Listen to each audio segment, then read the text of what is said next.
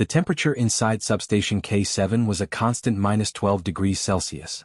Not cold enough to kill you immediately, but cold enough that your breath crystallized in the air, forming tiny ice particles that caught the harsh LED light like shattered glass. I remember watching those particles drift toward the artifact containment chamber, thinking how beautiful they looked.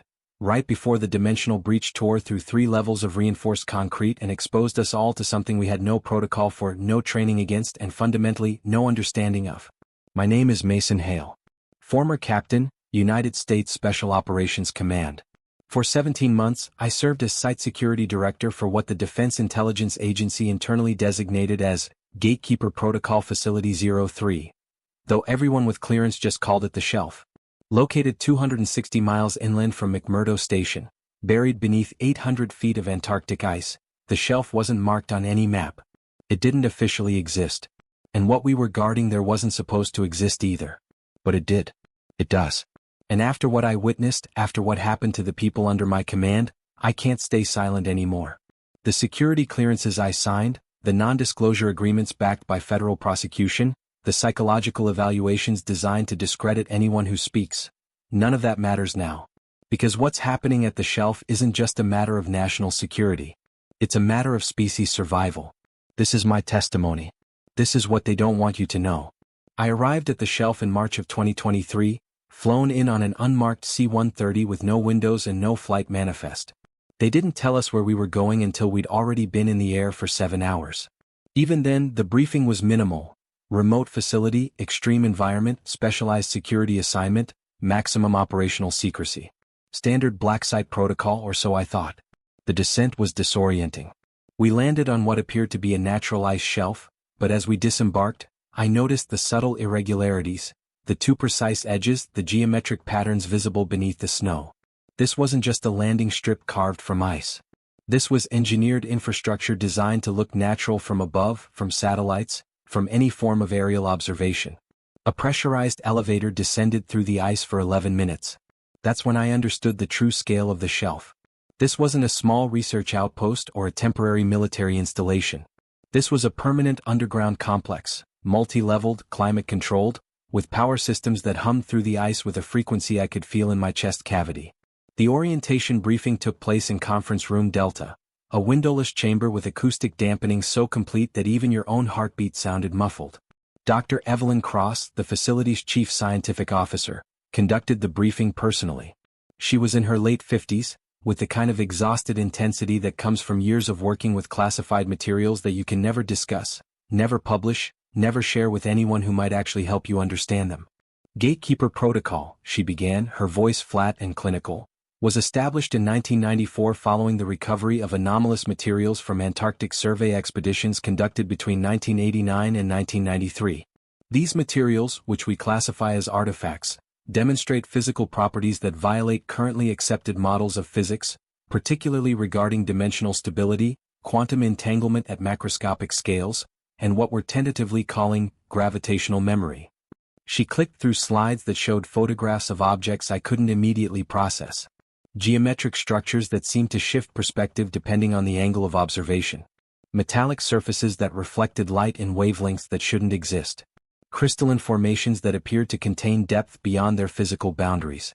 Your primary responsibility, Dr. Cross continued, making direct eye contact with me, is containment security.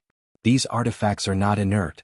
They respond to proximity, to observation, to electromagnetic fields, and to variables we haven't yet identified. Previous security directors have experienced complications. Your predecessor was medically retired after 63 days. The one before that lasted 97 days before requesting immediate extraction. She didn't elaborate on what those complications were. I didn't ask. That was my first mistake. The operational protocols at the Shelf were unlike anything I'd encountered in 15 years of military service. Standard security procedures, access control, surveillance monitoring, threat assessment, were all present, but layered over them was something else. A framework of rules that felt less like military doctrine and more like superstition dressed in scientific terminology. Rule 1. Never maintain direct visual contact with Artifact 7 for longer than 12 seconds. If exposure exceeds this threshold, report immediately to medical for observation and cognitive baseline testing. Rule 2. Personnel assigned to sublevel 4 must rotate every 72 hours. No exceptions. Rotation delays of more than 4 hours require mandatory quarantine and psychological evaluation. Rule 3. If you observe geometric patterns appearing in your peripheral vision, particularly hexagonal or non-Euclidean formations, cease all activity and proceed to the nearest isolation chamber. Do not attempt to focus on these patterns. Do not attempt to describe them to other personnel. Rule 4. The containment vault designated K7 must maintain a minimum of 3 physical barriers at all times. If any barrier registers a structural integrity below 87%, all personnel must evacuate the sector until repairs are completed and verified. Rule 5.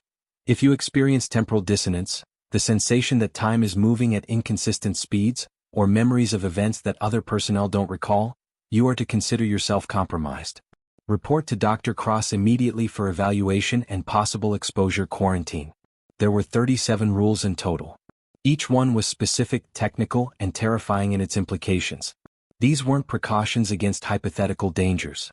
These were protocols developed through experience, through observation of what happens when you violate them. Each rule represented someone who'd made a mistake, someone who'd gotten too close, stayed too long, looked too directly at things human neurology wasn't designed to process. Dr. Cross made one thing absolutely clear during my first week. We don't fully understand what we're containing here, Captain Hale.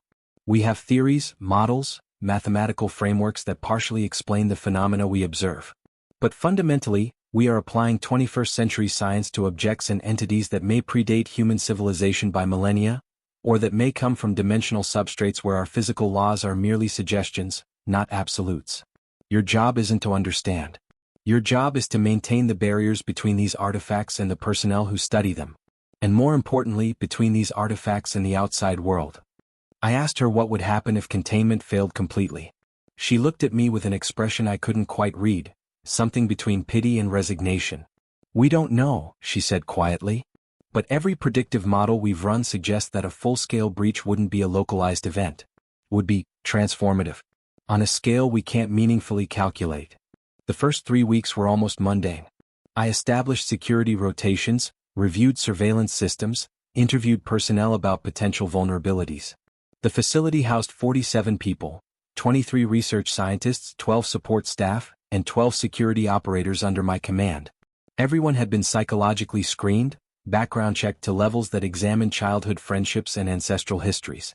Everyone signed documents that essentially erased their legal existence for the duration of their assignment. The artifacts themselves were distributed across 4 sublevels, each one deeper in the ice, each one requiring additional security clearances. I had access to all levels, but Dr. Cross had made it clear that observation should be minimized. Exposure accumulates, she'd said. Even indirect exposure. The more time you spend in proximity to these objects, the more they begin to affect your perceptual framework. I didn't understand what she meant until I conducted my first inspection of sublevel 3. The artifact designated Object 12 was housed in a transparent containment cube measuring 4 meters on each side. The object itself appeared to be a sphere approximately 60 centimeters in diameter, composed of a material that looked like polished obsidian but reflected light in ways that created optical illusions. As I approached, following the marked observation line that kept personnel at least 3 meters from the containment barrier, I noticed something disorienting. The sphere's surface seemed to contain movement like liquid flowing beneath glass, but when I tried to focus on the movement, it would stop. Or maybe it had never been moving at all. My eyes couldn't seem to agree with my brain about what they were actually seeing. Dr. Nathan Reeves, the physicist assigned to Object 12, was monitoring instrumentation on the far side of the chamber. He noticed my confusion. "Don't try to focus on it directly," he said without looking up from his instruments. "Your visual cortex will attempt to resolve the image using standard 3-dimensional processing, but Object 12 exists partially in dimensions we can't perceive. What you're seeing is essentially a 3-dimensional shadow of a higher dimensional object. Your brain interprets the gaps and inconsistencies as movement or liquid flow, but that's just neural compensation for data it can't properly process." I forced myself to look away and immediately felt a wave of nausea. "How long have you been studying it?" 14 months, Reeves said. "And I still have dreams about patterns I can't describe. Geometric formations that don't translate to language. Dr. Cross says that's normal, your subconscious trying to process dimensional information your conscious mind can't access." He finally looked up at me and I noticed the dark circles under his eyes, the slight tremor in his hands. The artifacts change you, Captain. Slowly. Subtly. You start seeing connections between things that shouldn't be connected. You start remembering events from angles you couldn't have witnessed them from. And eventually, if you're exposed long enough, he trailed off, returning his attention to the instruments. Eventually what? I pressed. Reeves was silent for a long moment. Then quietly, eventually you start to understand them. And that's when you become a containment risk yourself. Over the following weeks, I began to notice patterns in personnel behavior that the formal reports didn't capture. Dr. Sarah Chin, who'd been studying Artifact 7 for 11 months, had developed a habit of drawing intricate geometric patterns on any available surface: notepads, condensation on glass, even frost on metal surfaces. When I asked her about it, she seemed surprised, as if she hadn't been consciously aware of the behavior. Lieutenant Marcus Webb, one of my security team members assigned to sub-level 4 rotations, started reporting temporal inconsistencies. He'd arrive for his shift at 0600 hours, but his perception would be that only 20 minutes had passed when his replacement arrived at 1408 hours later. The surveillance footage confirmed he'd been present for the full shift, performing his duties normally, but his subjective experience of time had compressed to a fraction of objective duration. And then there was Artifact 19. Located in the deepest section of sub-level 4, Artifact 19 wasn't kept in a standard containment chamber. It was housed in what Dr. Cross called a quantum isolation vault, a chamber where electromagnetic fields, temperature, pressure, and even local gravitational constants were continuously monitored and adjusted to maintain dimensional stability. The artifact itself looked deceptively simple: a metallic disc approximately 1 meter in diameter, covered in inscriptions or patterns that seemed to shift when you weren't looking directly at them. But Artifact 19 did something none of the others did. It hummed. Not audibly, the sound wasn't something your ears could detect. But if you stood within 20 meters of the vault, you could feel it resonating through your skeletal structure, a frequency that seemed to vibrate at the exact resonance of human bone tissue. Dr. Cross had been studying Artifact 19 since its recovery in 1993. She'd published 17 classified papers on its properties, none of which had provided a coherent explanation for its origin or function. What they had determined was this: Artifact 19 was some kind of gateway mechanism. A doorway. A portal between dimensional substrates. And in the last 6 months, it had begun to activate. The activation events were subtle at first. Instruments would detect brief spikes in exotic particle emissions. Particles that shouldn't exist according to standard physics. Particles that lasted only nanoseconds before decaying into forms we could measure conventionally. The frequency of these events was increasing. Once every 3 weeks, then weekly, then multiple times per day. Dr. Cross convened an emergency research meeting in early June, exactly 94 days into my assignment. I attended as a security observer, though she made it clear that containment protocols might need to be revised based on what they discovered.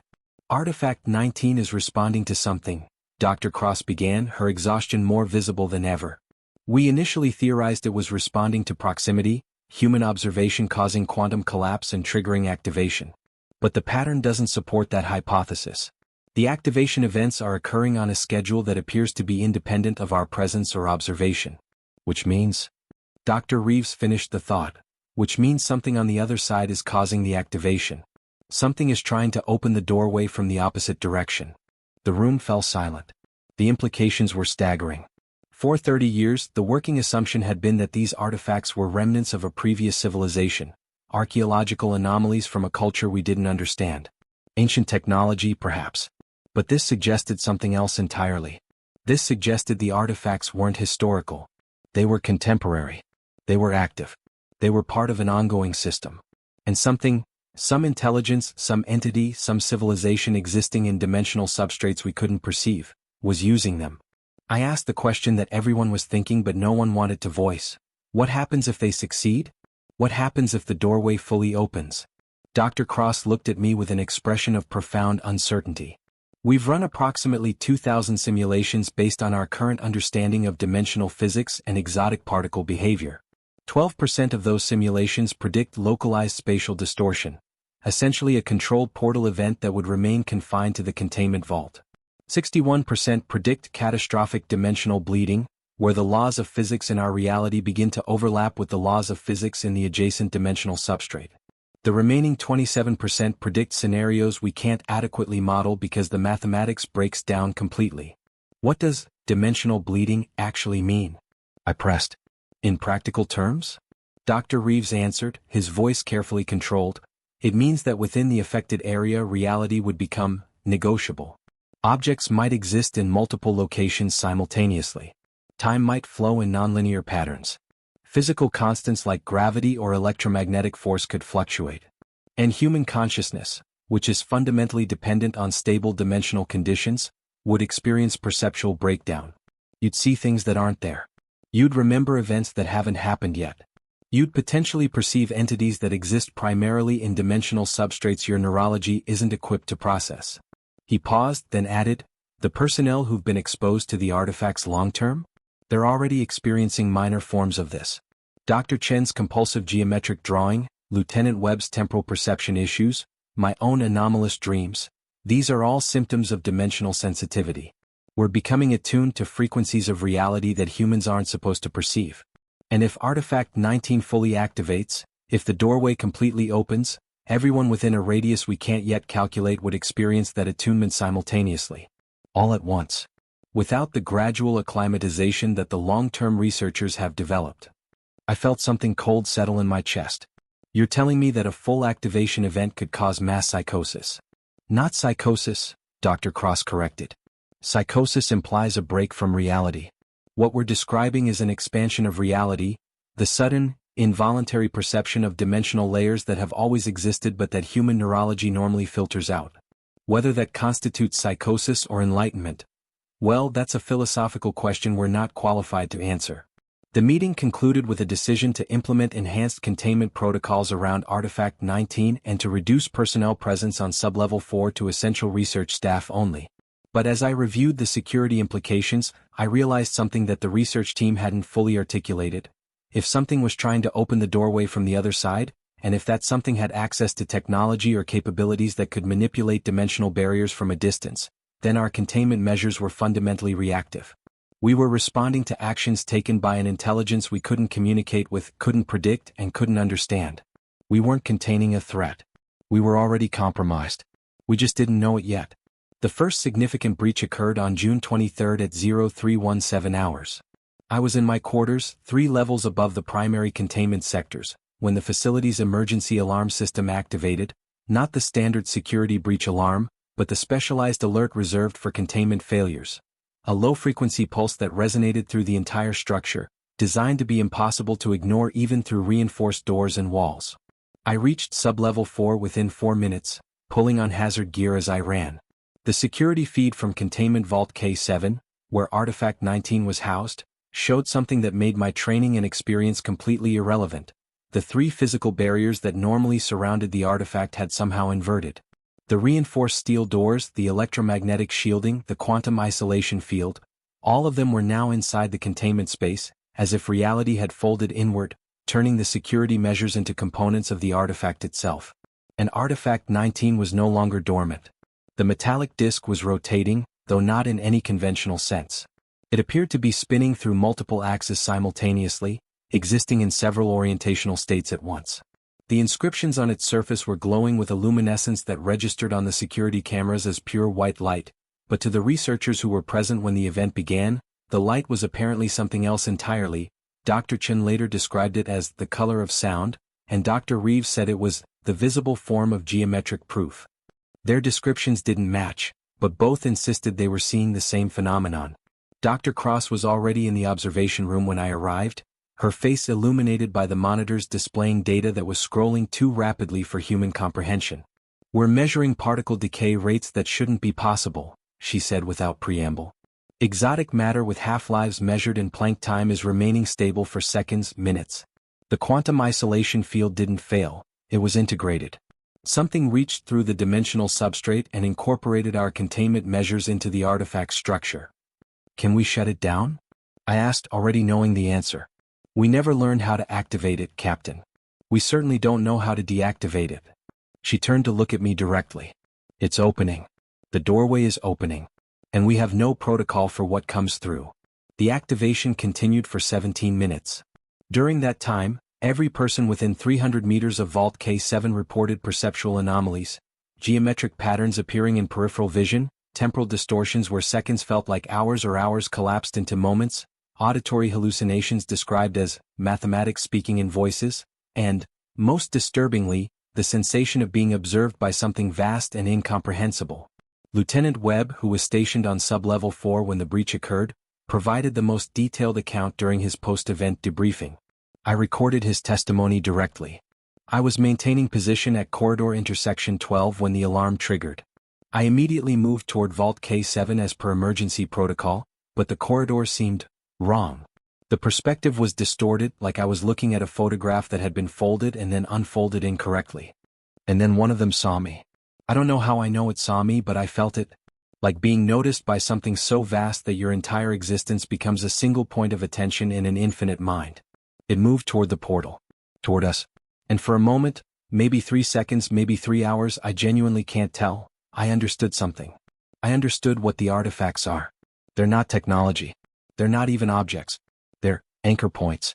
Dimensional markers. And we've been studying them, activating them, weakening the barriers between their reality and ours. We opened the door, Captain. We've been opening it for 30 years. And now something knows we're here. The activation event ended as suddenly as it began. Artifact 19 returned to its dormant state. The containment barriers reverted to their normal configuration, though structural analysis later revealed microscopic alterations in the metal alloys, crystalline patterns that shouldn't exist in terrestrial materials. The exotic particle emissions ceased. The perceptual anomalies faded. But something had changed. The facility felt different. The air pressure was the same, the temperature unchanged, the lighting identical.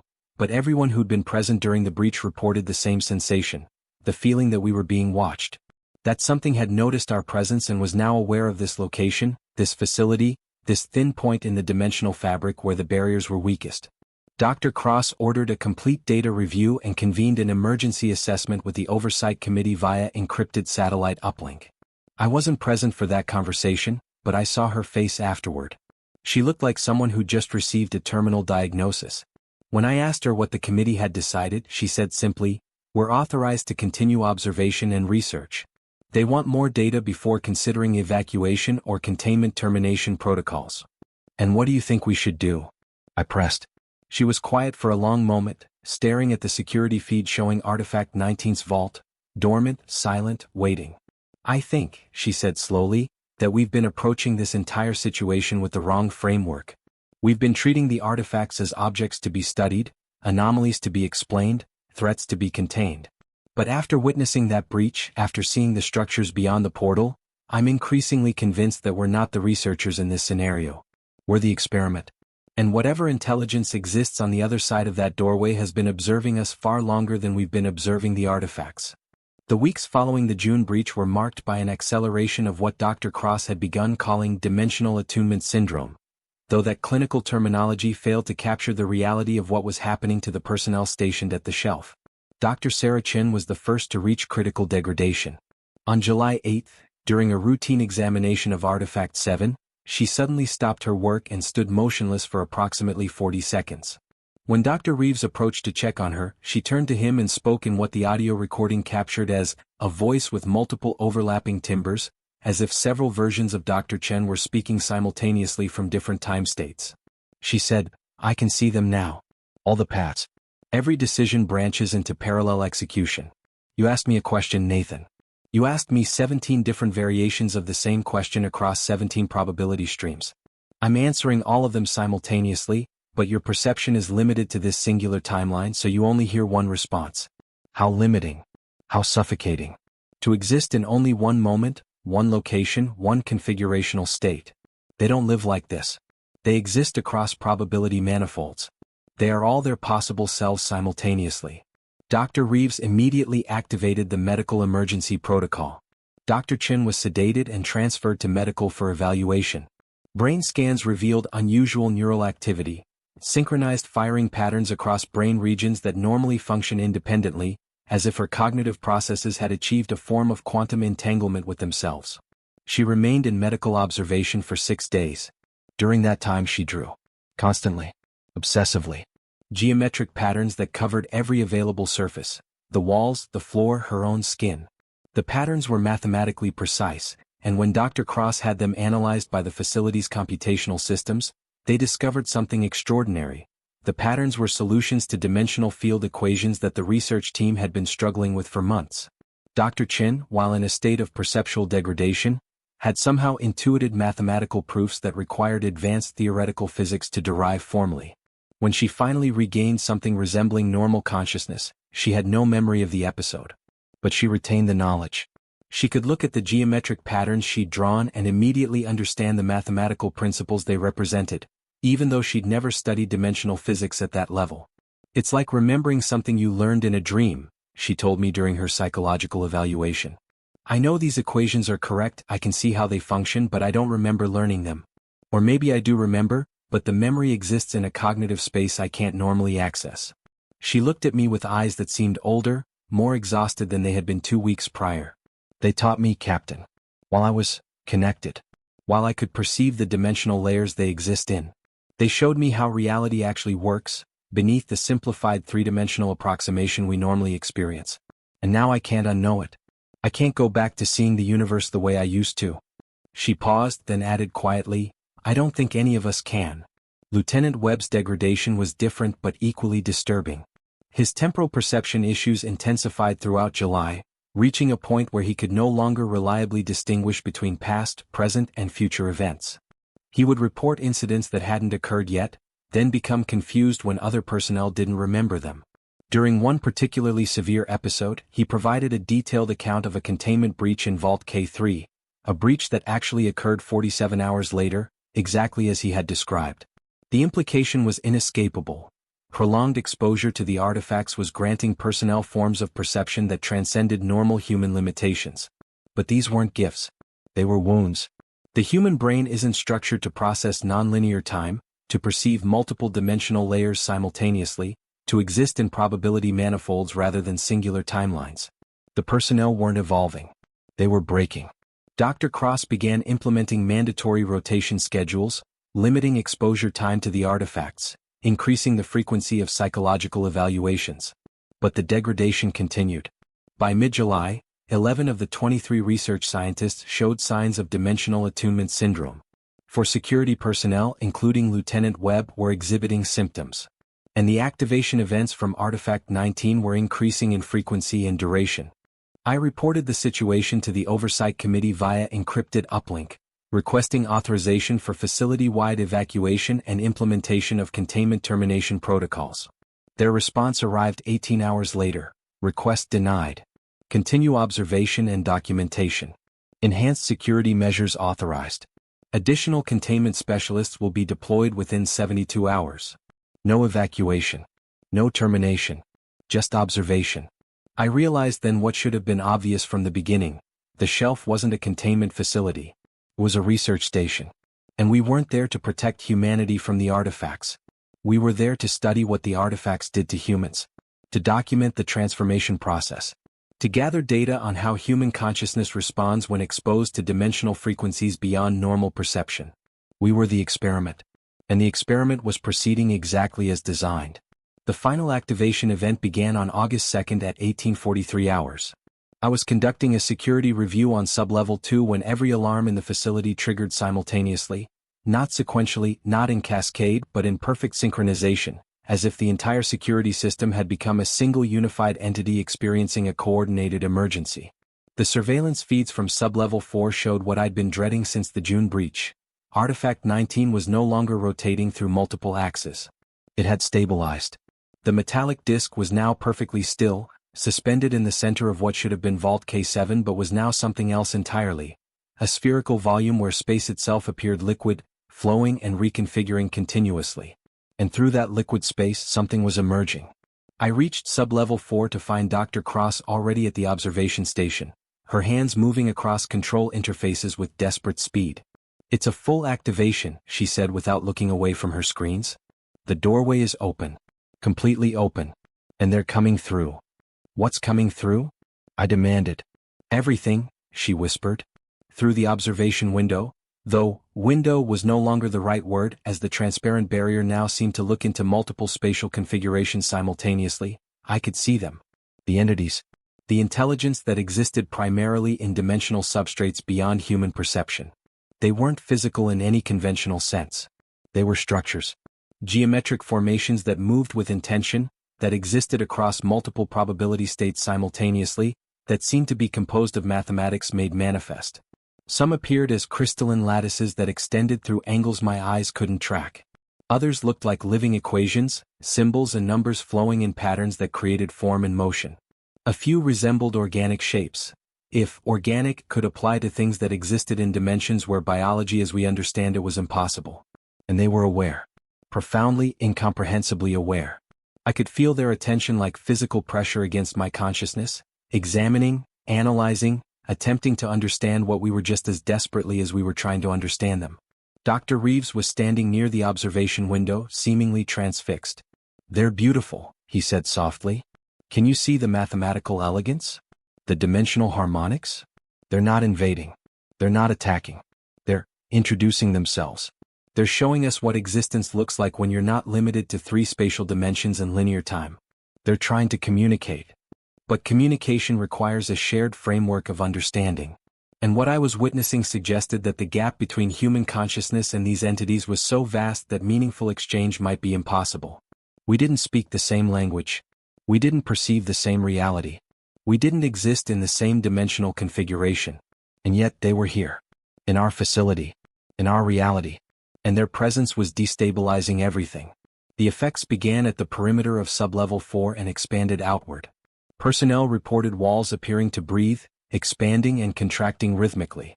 Corridors that had been straight and level now curved in impossible geometries, leading to destinations that shifted based on the observer's intention rather than physical layout. Time became unstable. Some areas experienced rapid acceleration where minutes passed in seconds, while others slowed to near stasis where seconds stretched into subjective hours. And the transformations accelerated. Dr. Chin, who'd been in her quarters on sublevel 2, suddenly appeared in the observation room despite there being no physical path between the 2 locations. She looked at Dr. Cross with eyes that seemed to contain depth beyond the physical dimensions of her skull and said, "I understand now. The artifacts aren't objects. They're not technology. They're perceptual anchors. They exist simultaneously in our dimensional substrate and theirs, serving as translation points. And we've been activating them, strengthening them, making the barriers more permeable. We've been building a bridge without realizing it. And now the bridge is complete." Dr. Cross grabbed her by the shoulders. "Sarah, can we close it? Can we reverse the activation?" Dr. Chin smiled, a strange, asymmetrical expression that seemed to originate from multiple emotional states simultaneously. "Why would we want to?" "Captain Hale, Dr. Cross, Nathan, you're still thinking in terms of threat and containment. But this isn't an invasion. It's an invitation. They're showing us what we could become. What consciousness can be when it's not limited to singular timeline existence, when it can exist across probability manifolds, when it can perceive the full dimensional architecture of reality." She turned to look at the entities emerging through the portal, and I saw tears running down her face. "They're so beautiful. And we're so limited. But they're offering us a choice. We can remain as we are, trapped in linear time, blind to the true complexity of existence. Or we can accept the transformation. We can become something more." Lieutenant Webb appeared then, materializing beside Dr. Chen through some mechanism I couldn't comprehend. His temporal perception had apparently collapsed entirely. He was existing in all moments simultaneously, seeing past and future with equal clarity. "The transformation is already happening," he said, his voice overlapping with itself like multiple recordings played fractionally out of sync. "To everyone who's been exposed. To everyone in this facility. The artifacts have been preparing us, acclimating our neurology, adjusting our perceptual frameworks. We're already becoming something other than human. The only question is whether we resist or accept." I looked at Dr. Cross, searching for some indication that rational scientific analysis still applied, that there was a protocol for this, that someone knew how to contain or control what was happening. She met my eyes and I saw complete uncertainty. "I don't know what we should do, Captain. My training, my entire career, has been built on the assumption that we can understand anything given sufficient data and analysis. But this," she gestured at the observation window, at the entities flowing through the portal, at the reality-distorting effects spreading through the facility. "This transcends understanding. This is first contact with an intelligence so fundamentally different from us that our entire framework of science, philosophy, and consciousness may be inadequate to process it. The facility-wide intercom crackled to life, and I heard my own voice speaking, but I wasn't saying anything. It was me from approximately 30 seconds in the future, warning about a structural failure in sublevel 3. I felt temporal vertigo, knowing that I would have to make that announcement soon, that I was experiencing effect before cause, that linear time was breaking down around us. And then the entities did something I didn't expect. They stopped. The emergence through the portal ceased. The geometric formations that had been exploring the facility withdrew, returning to the dimensional substrate beyond our perception. The liquid space in Vault K7 stabilized, solidified, returned to normal three-dimensional configuration. Artifact 19 became dormant. The activation event ended. But the silence that followed was more terrifying than the chaos that preceded it. Because I understood what had just happened. The entities had assessed us. They'd observed our reactions, our capabilities, our consciousness. They'd examined what we were and what we might become. And then they'd withdrawn. Deliberately. Intentionally. They'd decided we weren't ready. The official report classified the August 2nd event as a critical containment anomaly, and attributed the perceptual distortions to mass psychological episode triggered by exotic particle exposure. 17 personnel were medically evacuated within 72 hours. Dr. Chin, Lieutenant Webb, and 4 others who'd reached advanced stages of dimensional attunement syndrome were transferred to an undisclosed location for specialized treatment and observation. Dr. Cross remained at the shelf, continuing her research with the reduced staff who'd experienced minimal exposure to the activation event. I maintained my position as Site Security Director for an additional 42 days before requesting transfer. My request was granted with surprising speed. They'd already identified my replacement, a Special Forces colonel with experience at other Black Site facilities. During my final briefing with Dr. Cross, I asked her the question that had been consuming my thoughts since the portal closed. Why did they stop? They had full access. They could have continued the emergence, transformed everyone in the facility, possibly even expanded beyond the shelf. But they withdrew. Why? Dr. Cross was silent for a long moment, studying the data displays that had become her constant companions. I've been analyzing the mathematical patterns that appeared during the activation event, she finally said. The geometric formations the entities manifested, the dimensional harmonics they generated, the probability structures they navigated through. And I've come to a conclusion that terrifies me more than any other scenario we've considered. What conclusion? They withdrew because we didn't understand. Because forcing the transformation on consciousness that isn't ready would be, I don't even know how to describe it. Destructive? Cruel? Fundamentally wrong in ways we don't have ethical frameworks to evaluate. She looked at me directly. I think they're waiting, Captain. Waiting for us to develop naturally, to reach a point of perceptual sophistication where contact won't destroy us. And the artifacts, all 23 artifacts currently in containment, and however many more exist undiscovered, are part of that development process. They're educational tools. Preparatory mechanisms. Designed to gradually expand human consciousness until we're capable of existing in the dimensional configurations they inhabit. How long will that take? I asked. Centuries. Millennia. Maybe longer. She smiled weakly. The entities perceive time non-linearly, remember? For them, there's no meaningful difference between waiting 1 year and waiting 10,000 years. They've already seen all possible timelines, all probability outcomes. They know when we'll be ready. They're just waiting for us to catch up to the moment they've already observed. I left the shelf on September 15, 2024.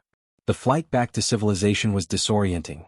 Emerging from that isolated, reality-distorted environment into the normal world felt like surfacing from deep water, like leaving a dream and returning to consensus reality. Except I could no longer be certain which was the dream and which was reality. The dimensional attunement doesn't fade. The perceptual changes accumulate. I still see geometric patterns in my peripheral vision sometimes, crystalline formations that vanish when I try to focus on them. I still experience moments of temporal dissonance, memories of conversations that haven't happened yet, or perhaps happened in probability branches that never manifested in this timeline. I still feel the presence of something vast and patient, watching from dimensional substrates I can barely perceive. Dr. Chin was right. We can't unknow what we've learned. We can't return to seeing the universe the way we used to. 3 months have passed since I left Antarctica. I've been debriefed 17 times by various intelligence agencies, all of whom have emphasized the critical importance of maintaining operational secrecy. I've signed additional non-disclosure agreements, undergone psychological evaluations designed to assess my stability and reliability, and been offered positions at other classified facilities where my specialized experience with anomalous phenomena would be valuable. I've declined all offers. Because I've come to understand something that the oversight committees, the defense intelligence agencies, and the research teams haven't fully grasped. The shelf isn't an isolated incident. The artifacts aren't unique anomalies. This is happening everywhere, constantly, in ways most of humanity never notices. The dimensional barriers between our reality and others have always been permeable. The entities that exist in higher dimensional substrates have always been present, observing, waiting. Human consciousness has always had the potential to perceive beyond 3 spatial dimensions and linear time. We've just constructed elaborate psychological and cultural mechanisms to filter out that perception, to maintain the illusion of a simple, predictable, comprehensible universe. But the illusion is breaking down. The artifacts are accelerating the process, but the transformation would happen eventually regardless. Human consciousness is evolving, has been evolving since we first developed abstract thought, symbolic language, mathematical reasoning. We're slowly, incrementally developing the perceptual sophistication necessary to exist in a truly multidimensional reality. And the entities are waiting, patiently. Because they've already seen the timeline where we succeed, where humanity transcends its current limitations and joins them in the vast dimensional architecture that underlies what we naively call reality. They're not invading. They're not threatening. They're preparing us for an invitation we don't yet understand how to accept. But here's what terrifies me, what keeps me awake analyzing the implications. What if we're not supposed to accept? What if the transformation they're offering isn't an upgrade but a dissolution? What if becoming capable of perceiving higher dimensions means losing the coherent singular identity that defines human consciousness? What if joining them means ceasing to be us? Dr. Chin chose transformation. She accepted the dimensional attunement, allowed it to expand her consciousness beyond human limitations. Lieutenant Webb did the same. And 4 others whose names are still classified, whose current status I'm not authorized to know. They made a choice that I couldn't make, that perhaps none of us should make without understanding the full consequences. Because once you cross that threshold, once you allow your consciousness to exist across probability manifolds and higher dimensional substrates, you can't return. You can't be human again. You become something else. Something more? Something better? Or just something different? An entity that was once human but has transformed into a configuration of consciousness that bears no meaningful resemblance to the person who chose the transformation? I don't know. And the entities aren't answering that question. Maybe they can't answer it in ways we'd understand. Maybe the question itself is based on assumptions about identity and consciousness that don't apply in dimensional configurations beyond our perception. What I do know is this: the shelf is still operational.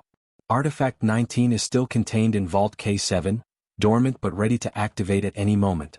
Dr. Cross is still there, still researching, still trying to understand what we're dealing with.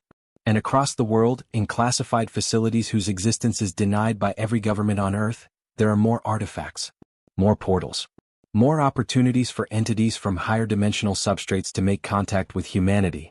The bridge is being built, slowly, incrementally, through scientific research that its participants don't fully understand, through exposure that accumulates in ways we can't measure, through transformations that seem like individual incidents but are part of a coordinated, multi-generational process. We open the door. Not on August 2nd. We've been opening it for decades, for centuries, possibly for millennia through mystical experiences and consciousness expansion practices that we dismissed as superstition or mental illness. But now we're approaching the point where the door opens wide enough for something to come through. Or for us to go through. And we have to decide, as a species, whether we're ready for what's on the other side. I'm making this testimony public because I believe humanity deserves to know what's happening. Not just the personnel at the shelf, not just the researchers and intelligence operatives with clearance, but everyone. Because the transformation they're offering, or preparing us for, or slowly implementing regardless of our consent, affects all of us. Every human consciousness. Every identity.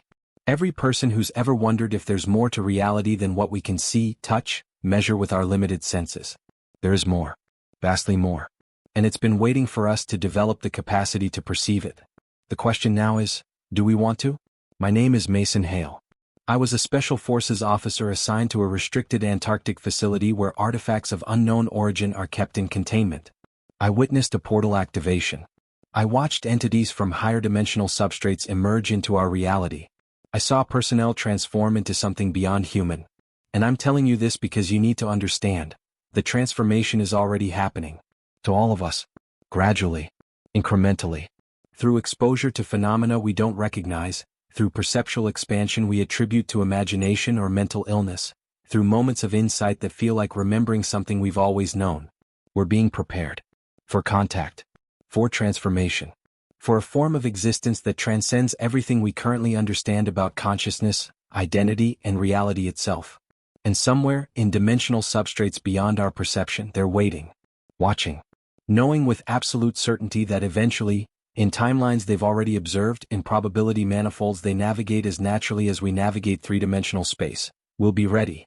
The only question is, what will we have become by the time we accept their invitation?